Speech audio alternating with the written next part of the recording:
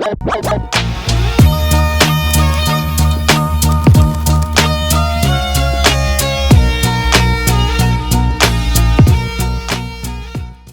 am Isabelle Robinson. I'm a second-year medical student at the University of South Carolina School of Medicine, Greenville, and I have been doing some research on the impact that COVID had on medical education, specifically the immunology module at our school, and how in-person versus virtual teaching methods impacted course performance and student satisfaction.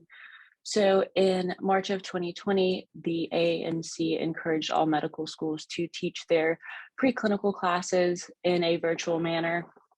The blended method of teaching had been documented in medical school prior to COVID, combining virtual and in-person teaching strategies, but virtual learning had never been used completely until COVID. So since then, there has been quite a bit of research conducted on student satisfaction with online teaching, but there has been little, if any, research done on how students performed prior to COVID and during COVID with the transition to virtual learning. So that's what this research aimed to investigate.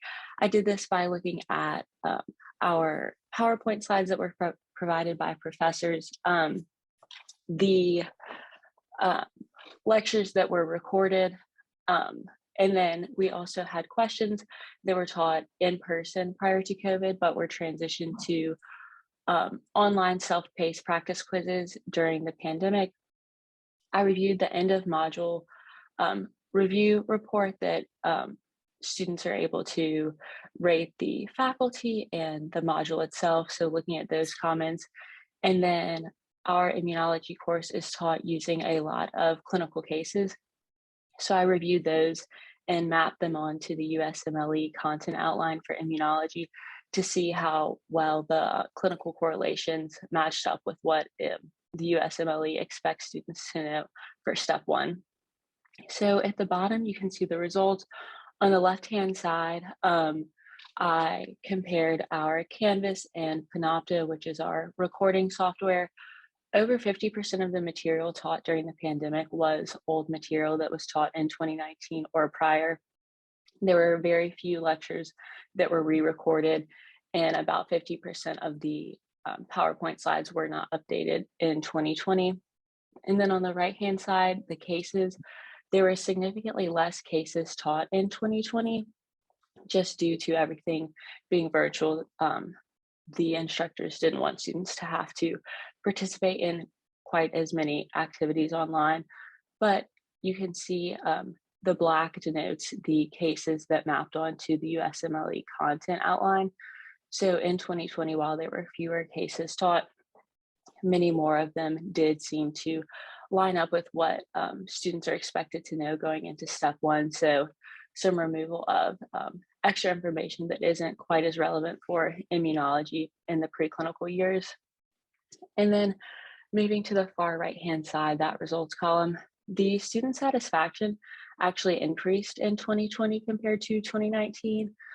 However, students did not think that the final assessment was quite as fair.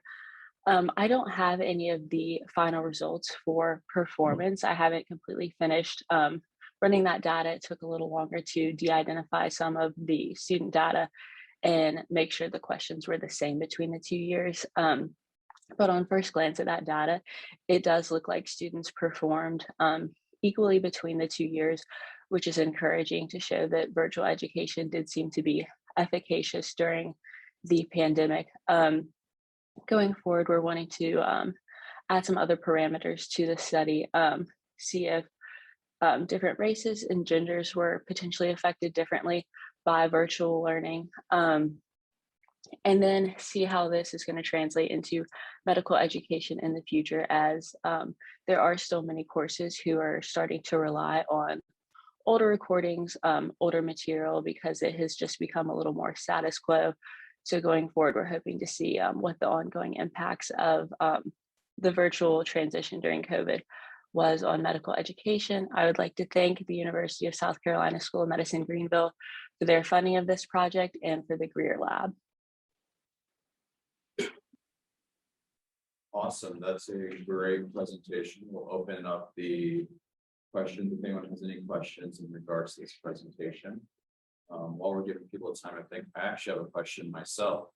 So this is a great presentation, especially looking at in-person versus virtual course presentation. My question is, if the academic performance is similar, what's next?